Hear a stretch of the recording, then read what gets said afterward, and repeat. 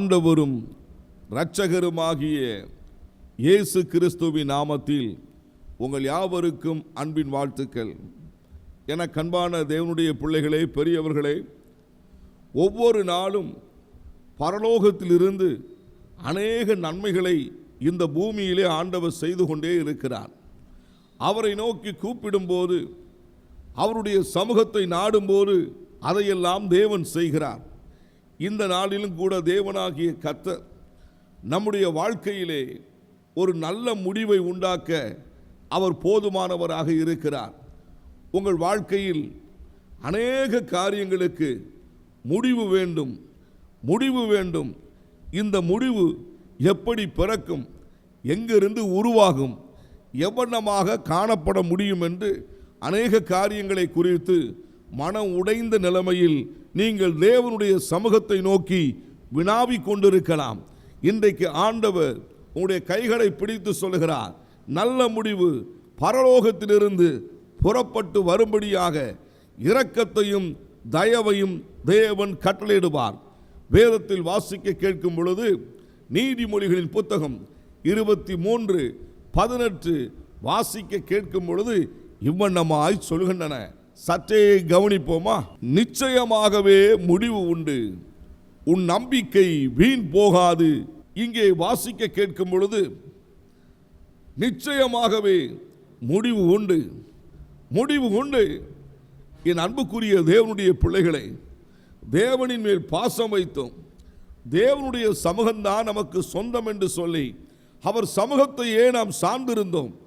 ஆனால் இன்று நம்முடைய வாழ்வில் ஏராளமான கேள்விகள், அநேக காரியங்கள் உடைக்கப்பட்டு கிடக்கின்றன.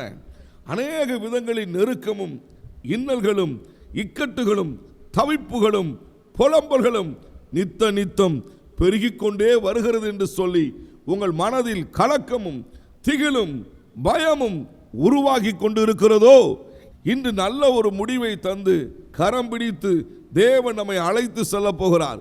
கைகளை தட்டி கர்த்தருக்கு மகிமையும் கனத்தை நாம் செலுத்தலாம்.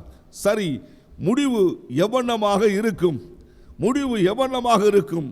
முதலாவதாக ஒரு முடிவை குறித்து நாம் தியானிக்க போகிறோம். ஒரு கம்பீரத்தின் முடிவு, கம்பீரத்தின் முடிவு. இதனுடைய முடிவினுடைய ரகசியத்தை சற்று நீங்கள் கவனிக்க வேண்டும். 1 சாமுவேலின் புத்தகம் 1 அதிகாரம் 10 வாசிக்க கேட்கும் பொழுது வேதம் இவ்வண்ணமாக சொல்கின்றன. அவள் போய் மனங்கசந்து மிகவும் அழுது கர்த்தரை நோக்கி விண்ணப்பம் பண்ணி.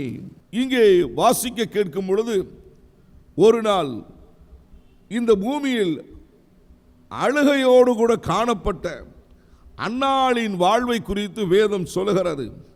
அவள் பண்டிகைதோறும் அழுதாள். ஏதோ ஒரு காரியம் அவளுக்கு நடக்க வேண்டும் என்றே அவளுடைய மனம் ஏங்கிக் கொண்டிருந்தது. ஒரு பக்கம் அழுகை, மறுபக்கம் தடை, இன்னொரு விதத்தில் அவள் நிந்தையை அனுபவிக்கிறாள், வெறுமை. இத்தனை சூழ்நிலைகளுக்கு நடுவிலும் என்ன செய்ய என்று சொல்லி தேவனுடைய சமூகத்திற்கு போகிறாள். தேவனாகிய கர்த்தர் ஒவ்வொரு நாளும் அன்னாளை கவனித்துக் கொண்டிருந்தார்.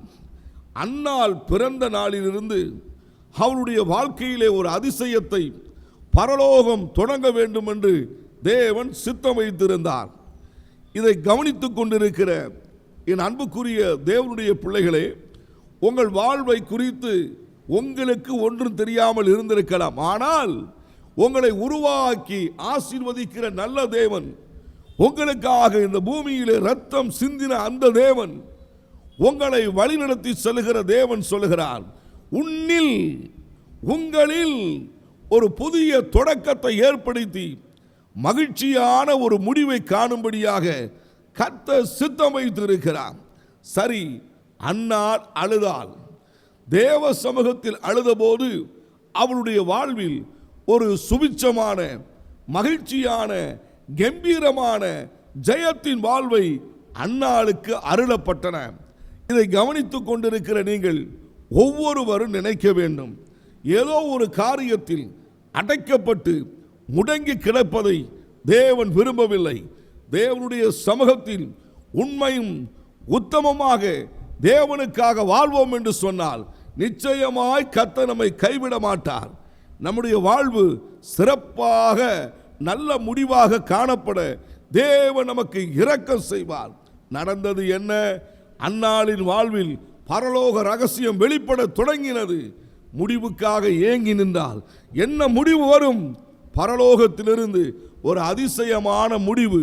அன்னாள் ஏங்கி கேட்டுக்கொண்ட காரியம் அவளுக்கு அருளப்பட்டது. இப்பொழுது இதை கவனித்துக் கொண்டிருக்கிற உங்கள் வாழ்வில் எண்ணற்ற காரியங்களுக்காக தேவனுடைய சமூகத்தை நோக்கி நீங்கள் வேண்டிக் கொண்டிருக்கலாம். தேவனே, இந்த காரியத்தில் உம்முடைய கரம் வெளிப்படட்டும். இந்த சூழ்நிலையிலே அமைதியை உண்டாக்குங்கப்பா. நீங்க தாமே இதில் இடைப்பட்டு சரி செய்ய வேண்டும். இந்த காரியத்தில் உம்முடைய வல்லமை வெளிப்பட வேண்டும் என்று ஏதோ ஒரு முடிவுக்காக தேவனுடைய சமூகத்தில் ஜெபிக்கிறதான தேவனுடைய பிள்ளைகளே, இன்றைக்கு தேவன் ஒரு கம்பீர முடிவை தருவார். பல நேரங்களில் நம்மை ஒடுக்கி, சிறையாக்கி, சிறுமைப்படுத்தி, துயரத்தை உண்டாக்கி, கண்ணீரை ஏற்படுத்தி, நம்முடைய மனதை கலங்கடிக்கிறதான அத்தனை சூழ்நிலைகளையும் தேவன் மாற்றப் போகிறார். தப்பிக்கொள்ளும்படியான போக்கை உங்களுக்கு ஏற்படுத்த போகிறான். நெடுநாட்களாக நான் காத்திருந்தேன் பிரதர், இன்னும் ஒரு முடிவு வரவில்லை. இந்த கடன் பாரம் என்னை அழுத்திக் கொண்டே இருக்கிறது. இந்த சோதனை என்னுடைய வாழ்க்கையை புயலை போல் கிளம்பி என்னுடைய சமாதானத்தை கெடுத்து விட்டது என்று சொல்லி ஏதோ ஒரு காரியத்தை குறித்து நீங்கள் அங்கலாய்ப்பீர்கள் என்று சொன்னால் அதிசய தேவனுடைய வல்லமை வெளிப்படும். கானா ஊரிலே கல்யாண வீட்டில் தண்ணீரை ரசமாய் மாற்றி மகிழ்வித்த தேவன் தான் இப்பொழுது உங்கள் அருகில் இருக்கிறார். கைகளை தட்டி நல்ல முடிவு பரலோகத்திலிருந்து புறப்பட்டு வரும் என்று சொல்லி கைகளை தட்டி கர்த்தரை ஸ்தோத்திரம் பண்ணுங்க. சரி, ஆண்டவர் அன்னாளுடைய வாழ்க்கையை பிரகாசிக்க வைத்தார். தேவனுடைய சமூகத்தை நாடும் போதெல்லாம், தேவனுடைய சமூகத்தை தேடும் போதெல்லாம் நம்முடைய வாழ்க்கையில் சிறப்பு இருக்கத்தான் செய்யும். அன்னாள் நினைத்து பார்த்திராத ஒரு கம்பீர வாழ்வை குறித்து அன்னாள் தன் சாட்சியாக சொல்லும் இந்த காட்சிகளை சற்றே நீங்கள் கவனித்து பாருங்கள். 1 சாமுவேலின் புத்தகம் 2ஆம் அதிகாரம் 1 வசனம் சற்றே நீங்கள் கவனியுங்கள். அப்பொழுது அன்னாள் ஜெபம் பண்ணி, என் இருதயம் கர்த்தருக்குள் கலிகூறுகிறது, என் கொம்பு கர்த்தருக்குள் உயர்ந்திருக்கிறது, என் பகைஞரின் மேல் என் வாய் திறந்திருக்கிறது, உம்முடைய ரட்சிப்பினால் சந்தோஷப்படுகிறேன். அழுகையோடு கூட காணப்பட்ட அன்னாளின் முடிவை குறித்து தேவனுடைய வார்த்தை சொல்லுகிறது. துயரம் நீங்கினது, கம்பீரம் பிறந்தது. சத்துருக்களுக்கு நடுவில் என் வாய் திறக்கப்பட்டது. தேவனுடைய விடுதலையினால் நிரப்பப்பட்டேன் என்று அன்னாள் கூறும் காட்சிகள் தான் ஒரு கம்பீர தொனியாக மாறுகிறது. 1 சாமுவேலில் 1ஆம் அதிகாரத்தில் வாசிக்க கேட்கும் பொழுது அழுதாள். 1 சாமுவேல் 2ஆம் அதிகாரத்தில் வாசிக்க கேட்கும் பொழுது அவள் மகிழ்ச்சியின் செய்தியை அறிவிக்கும் காட்சிகள் தான். இனி வருகிற நாட்களை பற்றி உங்கள் மனதிலே ஆண்டவர் வைக்கும் நல்ல ஒரு செய்தி என்னவென்றால், நீங்கள் மகிழ்ச்சியின் கம்பீரத்தை அனுபவிக்க போகிறீர்கள். அன்னாள் அனுபவித்தால் வேதம் சொல்லுகிறது, துயரம் நீங்கினது, வேதனை நீங்கினது, ஆறுதல் வந்தது, தேவனுடைய அதிசயம் என் வாழ்வில் தொடங்கினது. உடைக்கப்பட்ட அன்னாள் தான் நான். ஆனால் அதே அன்னாளாகிய என்னை தேவன் துதிக்கும்படியாக மாற்றினார் என்று அன்னாள் கூறுகிற காட்சியை சற்றே நீங்கள் கவனித்து பாருங்கள். நாட்கள் உருண்டோடி விட்டன, இன்னும் பதில் வரவில்லை பிரதர்.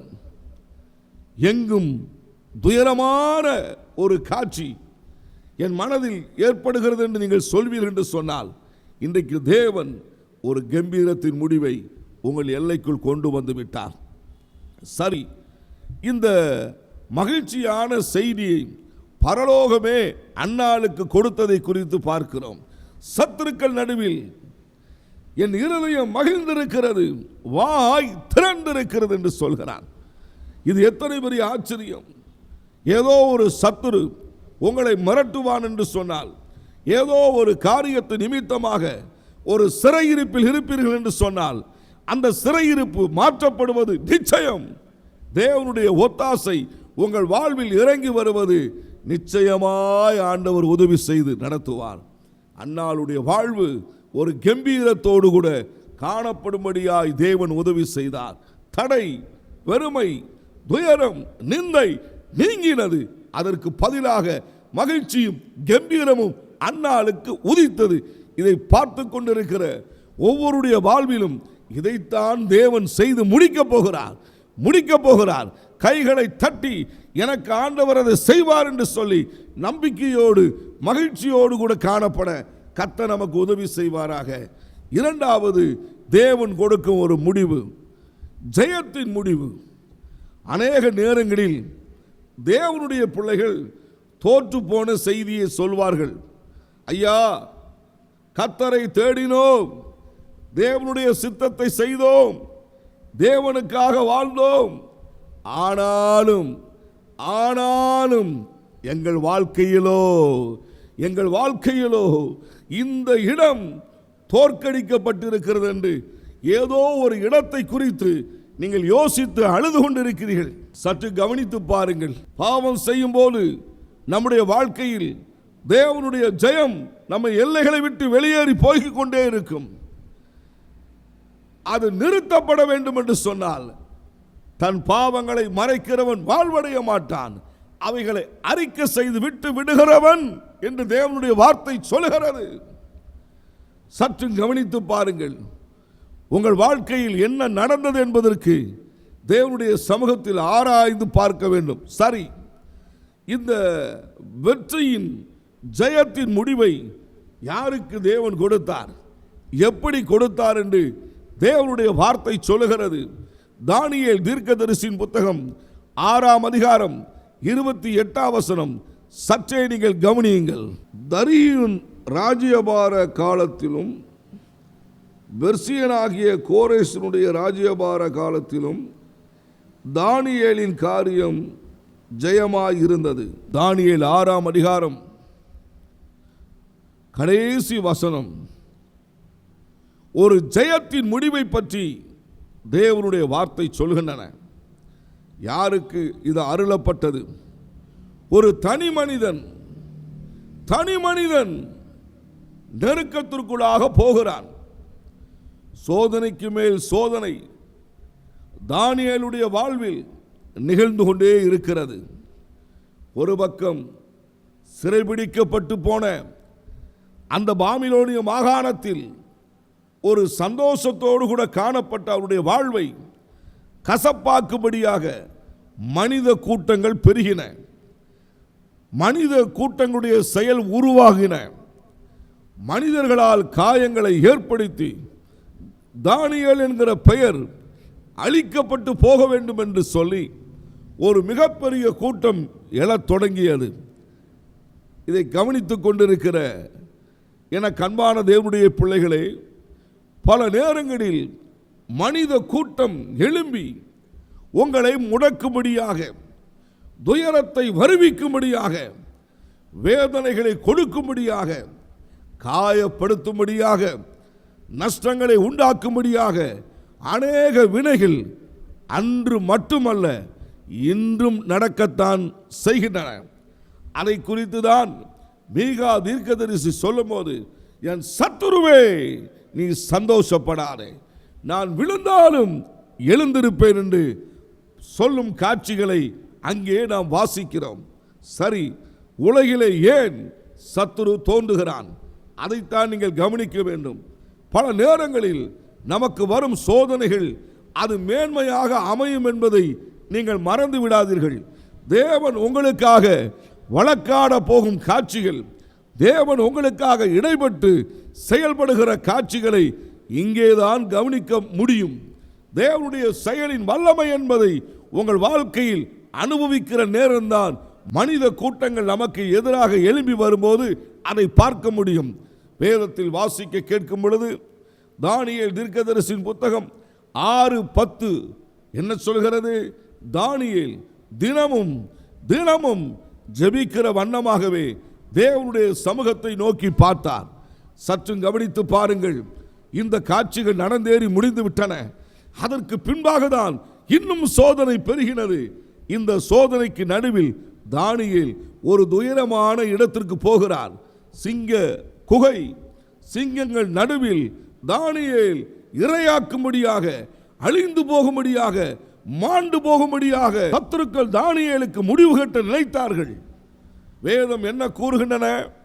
தானியேல் தீர்க்கதரிசியின் புத்தகம் 6ஆம் அதிகாரம் 23ஆம் வசனத்தில் வாசிக்க கேட்கும் பொழுது அந்த கடைசி பகுதி, தன் தேவனின் பேரில் விசுவாசித்தபடியினால் என்று தேவனுடைய வார்த்தை சொல்கிறது. சோதனை இருந்தாலும் தானியேலுக்குள் ஜெபம் இருந்தது. சோதனை இருந்த போதிலும் தானியேல் தேவனின் மேல் விசுவாசித்தான். சற்று கவனித்து பாருங்கள். உங்கள் ஜெபம் எப்படி இருக்கிறது? உங்களுடைய விசுவாசம் எப்படி இருக்கிறது? வெற்றியோடு கூட ஜெயத்தை அனுபவிக்க வேண்டும் என்று விரும்புகிற ஒவ்வொரு தேவனுடைய பிள்ளைகளும் தேவ சமூகம்தான், தேவ சமூகம்தான் தேவன் மேல் வைக்கும் நம்பிக்கை, தேவனின் மேல் வைக்கிற நம்பிக்கை. தானியேலுக்கோ அசைக்க முடியாத ஒரு நம்பிக்கை இருந்தது. சரி, என்னதான் எதிராக வந்தாலும் தேவனுடைய சமூகத்தை தேடுவதில் தானியேல் கவனமாக இருந்தார். இதை கவனித்துக் கொண்டிருக்கிற என் அன்புக்குரிய பெரியவர்களே, உங்களுக்கு நடந்த சோக காட்சிகளை சொல்லி தேவனுடைய சமூகத்தை விட்டு பின்வாங்கின நிலைமையில் தேவன் வேண்டாம், வேதம் வேண்டாம், ஆலயம் வேண்டாம், தேவ பிரசன்னம் வேண்டாம் என்று ஏதோ ஒரு காரியத்தை குறித்து மனம் கசந்து போயிருக்கிறீர்கள். மனம் திரும்புவோம், தேவ சமூகத்தை நோக்கி பார்ப்போம். நம்முடைய வாழ்க்கையில் தேவனாகிய கர்த்தர் நமக்கு ஏற்படுத்தியிருக்கிறதான அந்த ஜெயத்தின் முடிவை உங்கள் கண்கள் காணத்தான் செய்யும். சரி, தானியேலுக்கு அந்த தேசத்தில் ஒருவர் கூட ஆதரவாக இருக்கவில்லை. ஒருவருடைய ஆதரவும் தானியேலுக்கு இல்லை. இதை கவனித்துக் கொண்டிருக்கிற உங்கள் வாழ்க்கையில் ஒரு இடத்திலும் உங்களுக்கு ஆதரவு இல்லாமல் இருக்கலாம். எல்லா சூழ்நிலைகளும் எதிராக இருக்கிறது. தானியேலுக்கு அப்படி இருந்தது. எல்லாமே எதிராக இருந்தது. ஜெபிக்கிற தானியேலே, உனக்கு ஏனையா இப்படிப்பட்ட காரியம் என்று நாம் கேட்போம் என்று சொன்னால், பரலோகம் தானியேலுடைய வாழ்க்கையில் நல்ல ஒரு வெற்றியின் முடிவை ரெடியாக்கி வைத்திருந்தது. சரி, இன்றைக்கு உங்களுடைய வாழ்க்கையில் கேள்வி கேட்ட நேரங்கள் போதும். தேவ சமூகத்தை விட்டு விலகி இருந்தது போதும். தேவ சமூகத்தை நாடுவோம், விசுவாசிப்போம். தேவன் எப்படியாகிலும் எல்லா சூழ்நிலைகளிலும் அவர் கைவிட மாட்டார், நித்தமும் நடத்துவார் என்று சொல்லி மகிழ்ச்சியோடு கூட நாம் கூற வேண்டும் என்று தேவன் விரும்புகிறார். அந்த தேசத்தின் ஜனங்கள் எல்லாம் தானியேலுடைய முடிவு அபாயம், அபாயம் என்று நினைத்தார்கள். ஆனால் பரலோகத்தின் தேவனாகிய கர்த்தரோ ஆசீர்வாதம், ஆசீர்வாதம் ஜெயமாக முடிய பண்ணினார். இதைத்தான் ஆண்டவர் உங்களுடைய கையை பிடித்து சொல்கிறார். யாரெல்லாம் உங்களை பற்றி, உங்கள் குடும்பத்தை பற்றி, உங்கள் காரியங்களை பற்றி என்ன சொன்னார்களோ அது மாற்றப்படும். அதற்கு பதிலாக பரலோகத்திலிருந்து ஒரு ஜெயத்தின் முடிவு உங்கள் எல்லைக்குள் கடந்து வந்து, தொடர்ந்து வந்து உங்களை மகிழ்வித்து எல்லாருடைய கண்களுக்கு மத்தியிலையும் தேவன் ஆச்சரியமாக நிறுத்துகிறதை காண முடியும். அன்றைக்கு தானியேல் நினைத்து பார்க்கவில்லை. தானியேல் ஒரு தீர்க்கதரிசி தான். தானியேலுக்கு தேவன் எல்லாவற்றையும் வெளிப்படுத்தி இருந்தார். ஆனால் இந்த சிங்க குகைக்குள் என்ன நடக்கப் போகிறது என்பது தானியேலுக்கு தெரியாது. அது தேவன் மறைத்து வைத்திருந்தார்.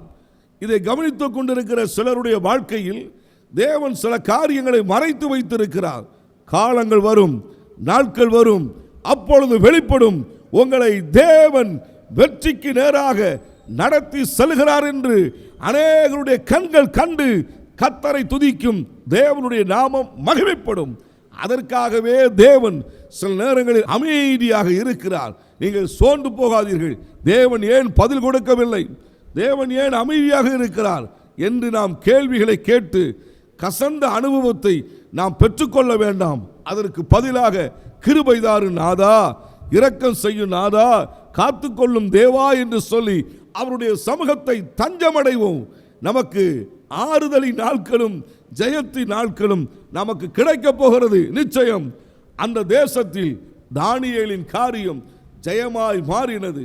ஒருவேளை தானியேலுக்கு அப்படிப்பட்ட ஒரு சோதனை வரவில்லை என்று சொன்னால், இப்படிப்பட்டதான ஒரு ஜெயத்தின் காரியத்தை வேதாகமத்தில் தானியேல் இடம் பிடித்திருக்க முடியாது. இன்றைக்கு ஆண்டவர் சொல்கிறார், நீங்கள் அநேகருக்கு சாட்சிகளாக தேவனுடைய நாமத்தை மகிமைப்படுத்துகிறவர்களாக உங்கள் குடும்பத்தை தேவன் வைக்கப் போகிறார். உங்கள் குடும்பத்தை அற்பமாய் நினைத்தவர்கள், ஒதுக்கி வைத்தவர்கள், அவதூறாக பரப்பினவர்கள் இப்பொழுது ஆச்சரியத்தோடு உங்களை காணும்படியான ஒரு நல்ல சாட்சியை பரலோகத்தின் தேவனாகிய கர்த்தர் ஏற்படுத்தி கொடுக்கிறதை நீங்கள் காணப்போகிறீர்கள்.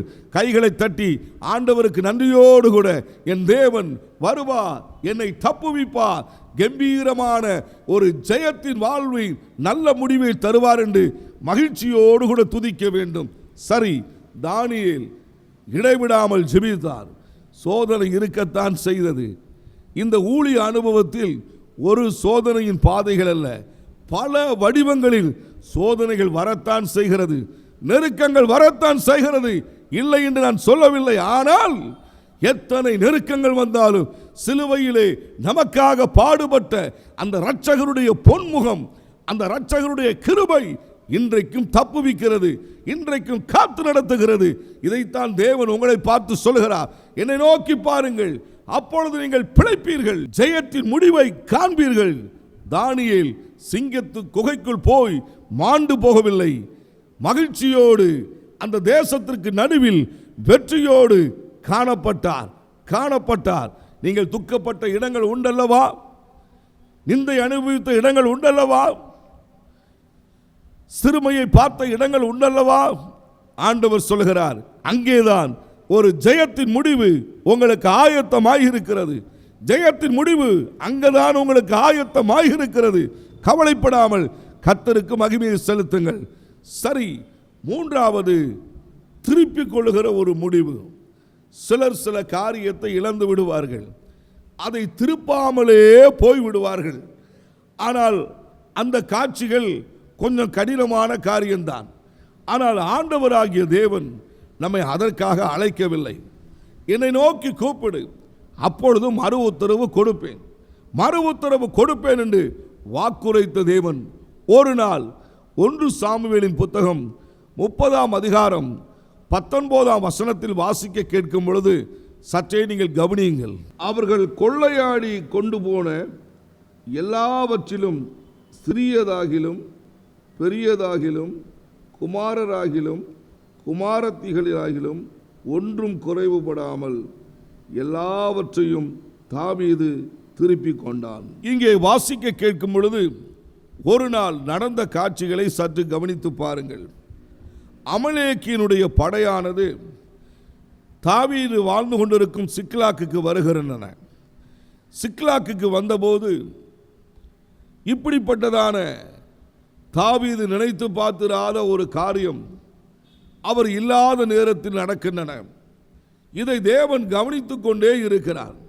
சிலர் கேட்பார்கள், ஐயா, எங்களுக்கு இவ்வளவு கஷ்டம் வருகிறது, இவ்வளவு நஷ்டம் வருகிறது, இவ்வளவு இழப்புகள் வருகிறது, இவ்வளவு சோதனைகள் வருகிறது, தேவனுக்கு தெரியுமா என்று கேட்பார்கள். தேவனுக்கு தெரியாமல் இந்த உலகிலே ஒன்று நடப்பது இல்லை. அதை நீங்கள் அறிந்திருக்க வேண்டும். சிறிய காரியமோ பெரிய காரியமோ எதுவா இருந்தாலும் தேவனாகிய கர்த்தர் சொல்லுகிறார், எல்லாவற்றையும் அறிந்திருக்கிற தேவன் நான் அல்லவா. அன்றைக்கு சிக்லாக்குக்கு அமலேக்கினுடைய படை வந்தபோது தாவீதுக்கு தெரியவில்லை, தேவனுக்கு தெரியும். அப்பொழுது முற்றிலும் வெறுமையாக்கப்பட்டிருக்கிறது. வந்து பார்க்கிறார், அழுகிறார். இதை கவனித்துக் கொண்டிருக்கிற என கண்பான சகோதர சகோதரிகளே, ஏதோ ஒரு காரியத்தை பார்த்து இவ்வண்ணமாக இருக்கிறது, இந்த வியாதி இப்படி இருக்கிறது, இந்த பிரச்சனை இப்படி இருக்கிறது, இவ்வண்ணமாக இருக்கிறது, ஏதோ ஒரு காரியத்தை குறித்து அழுது கொண்டிருக்கிறீர்கள். தாவீது தன் எல்லையை பார்த்து அழுகிறான், சிக்லாக்கை பார்த்து அழுகிறான். அழுது பலனில்லாமல் போக மட்டும் அவர் அழுது கொண்டே இருக்கிறார். இதை கவனித்து பாருங்கள். தாவீது தேவனை குறை சொல்லவில்லை. அதற்கு பதிலாக தேவனே தேவனே நான் என்ன செய்ய வேண்டும் என்று தேவனுடைய சமூகத்தில் தன்னை திடப்படுத்தி கொண்டார். ஆம் பிரியமானவர்களே, இந்த செய்தியை கேட்டுக்கொண்டிருக்கிற ஒவ்வொரு தேவனுடைய பிள்ளைகளும் ஒரு நல்ல முடிவு வரப்போகிறது, நல்ல முடிவு வரப்போகிறது. உங்களை திடப்படுத்திக் கொள்ளுங்கள். தாவீது கர்த்தருக்குள் தன்னை திடப்படுத்திக் கொண்டார். ஆரம்ப ஊழியரே, அன்பு சகோதர சகோதரிகளை திடப்படுத்திக் கொள்ளுங்கள். நல்ல முடிவு, திருப்பிக் கொள்ளுகிற ஒரு முடிவு ஆண்டவர் உங்களுக்கு ஏற்படுத்தி தர போதுமானவர். திடப்படுத்தி கொண்டார். சரி, தேவ சமூகத்தை தேடினார். அதன் பின்பாக தான் பரலோகத்திலிருந்து ஆண்டவர் அந்த காரியத்தை தாவீதுக்கு சொல்லுகிறார். தாவீது கேட்கிறார், ஆண்டவரே என்ன நடந்தது என்பது உமக்கு தெரியும், உமக்கு தெரியும். ஆனால் தாவீதின் எல்லையில் இப்படிப்பட்டதான ஒரு வெறுமையை நான் பார்க்க விரும்பவில்லை. என்னுடைய தேவைகள் சந்திக்கப்பட நான் தொடரட்டுமா என்று கேட்டபோது ஆண்டவர் சொல்லுகிறார், சரி நீ புறப்பட்டு போகலாம், திருப்பிக் கொள்வாய் என்கிறதான ஒரு செய்தி தாவீதுக்கு அருளப்பட்டு விட்டது. அவர் அவனமாகவே புறப்பட்டு போனார். தேவனாகிய கர்த்தர் பிடித்து கொண்டு போன சத்துருவை தாவீதின் கையிலே பிடித்து கொடுத்தார். இதைத்தான் கவனிக்க வேண்டும். நம்ம எல்லையை தொட்டுவிட்டு ஒருவன் ஜெயித்து வெளியேறி போக முடியாது. பரலோகம் விடாது, பரலோகம் விடாது. எத்தனை பேர் இதை நம்புகிறீர்கள்? ஆம் என்று சொல்லுகிறவர்கள் என்னோடு கைகளை தட்டி, ஆம் என்று சொல்லுகிறவர்கள் கைகளை தட்டி, விடாது விடாது, பரலோகம் விடாது. ஆமென். விட்டதா? இல்லை. அமலேக்கினுடைய படை எங்கிருந்து வந்தது, யார் வந்தார் என்பது தாவீதுக்கு தெரியாது. ஆனால் தேவனாகிய கர்த்தர் அந்த படையை பின்தொடர்ந்து திருப்பிக் கொள்ளும்படியான ஒரு சூழ்நிலையை தேவன் ஏற்படுத்தினார். இதைத்தான் தேவன் நினைப்பூட்டுகிறார். நாட்கள் வரும், காலங்கள் வரும், உங்கள் எல்லைகளிலே எல்லாம் திருப்பிக் கொள்ளும்படியான நல்ல முடிவு உங்கள் கண்கள் காணும். தாவீதின் ஜனங்கள், தாவீதோடு கூட இருந்த வேலையாட்கள் திருப்பிக் கொண்ட ஒரு முடிவை கண்டு மகிழ்ந்து கலிகூர்ந்தார்கள் என்று தேவனுடைய வார்த்தை சொல்கிறது. சரி, உங்கள் வாழ்க்கையில் இருந்த சிறையிருப்புகள் மாற்றப்படும். அதற்கு பதிலாக தேவனுடைய வல்லமையின் செய்தி வெளிப்படும். கர்த்தருடைய கிருபை அளவில்லாமல் எல்லாவற்றையும் திருப்பி கொடுத்து உங்களை மகிழ்ச்சி அடைய செய்வார். இழந்தவைகள் எவைகள் உண்டோ அத்தனையும் திருப்பிக் கொண்டு தேவ சமூகத்தில் கலிகூறும்படியான ஒரு நாட்கள் வரப்போகிறது. இழந்து விட்டேன், எல்லாம் போய்விட்டது, உடைந்திருக்கிறேன், வெறுமையாயிருக்கிறேன், கண்ணீரில் இருக்கிறேன், எல்லாருக்கு நடுவிலே உடைக்கப்பட்டிருக்கிறேன் என்று சொல்லி அழுகிற உள்ளமே, இன்றைக்கு ஆண்டவர் சொல்கிறார், நீங்கள் திருப்பிக் கொள்ள போகிற ஒரு காலம் பரலோகத்தின் தேவனாகிய கர்த்தருடைய கையில் இருக்கிறது. தைரியமாயிருங்கள், தைரியமாயிருங்கள். தேவன் எப்படி ஆகிலும் அதை திருப்பும்படியாக ஒரு சூழ்நிலையை உருவாக்குவார். தேவனுடைய வல்லமை ஆசீர்வதிக்கும். சரி, நல்ல முடிவு, கம்பீரத்தின் முடிவு அன்னாளுக்கு, தானியேலுக்கோ ஜெயத்தின் முடிவு, தாவீதுக்கோ திருப்பிக் கொள்ளுகிற முடிவு. உங்களுக்காக நான் ஜெபிக்கட்டுமா? ஜெபம் செய்வோம். அன்பின் ஆண்டவரே, நாங்கள் உம்மை ஸ்தோத்தரிக்கிறோம் ஐயா.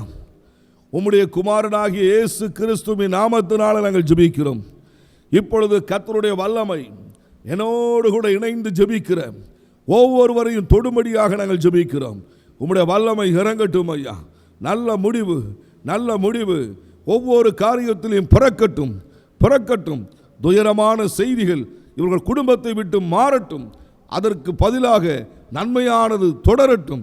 தேவனே, ஒவ்வொருடைய வாழ்விலும் குறைகள் நீக்கப்படட்டும் அப்பா. எந்த இடத்தில் நிந்தை அனுபவித்தார்களோ அங்கேதான் இவர்களுக்கு ஒரு ஜெயமான ஒரு வாசலை கர்த்தர் திறந்து கொடுக்கணும் அப்பா. எங்கெல்லாம் தோற்று போனார்களோ அங்கேயெல்லாம் வெற்றியின் வாசலை தேவன் திறந்து கொடுக்கணும் அப்பா. நிறைவானதை கண்டு உம்முடைய நாமத்தை மகிமைப்படுத்த கர்த்தர் இவர்களுக்கு உதவி செய்யுங்க. ஸ்தோத்திரையா. என்னோடு கூட இணைந்து ஜெபிக்கிற ஒவ்வொரு குடும்பத்தாரையும், ஒவ்வொரு தனி நபர்களையும், யூடியூப்ல என்னோடு கூட இணைந்து ஜெபிக்கிற ஒவ்வொருவரையும் கர்த்தர் ஆசீர்வதிங்க. கிருபை பெருகட்டும், நல்ல முடிவு உண்டாகட்டும். தேவரீர் உம்முடைய வல்லமையும் இரக்கமும் இவர்களை ஆசீர்வதிக்கட்டும். உங்க கரங்களில் ஒப்பு கொடுக்கிறோம். கர்த்தர் தாமே பெரிய காரியங்களை செய்யுங்கப்பா. தடைகள் மாறட்டும், சத்துருவின் கூட்டங்கள் விலகட்டும், நன்மை பிறக்கட்டும். புதுமையிலே அவர்கள் களிகூர்ந்து உம்மை துதிக்க கர்த்தர் உதவி செய்யுங்க. இவர்களை ஆசீர்வதிங்க, பலப்படுத்துங்க. இயேசுவின் நாமத்தில் ஜெபிக்கிறோம் நல்ல பிதாவே, ஆமென், ஆமென். எங்கள் முகவரி பிரதர் கே. செல்வம், இயேசுவின் வெற்றி ஊழியம், 1E கீழ் 280, போல்பேட்டை மேற்கின் தொடர்ச்சி, Meelavittan road, Thoothukudi. Our contact brother K. Selvam, victory of Jesus ministry, 1E bar 280, Polpettai west, Meelavittan road, Thoothukudi.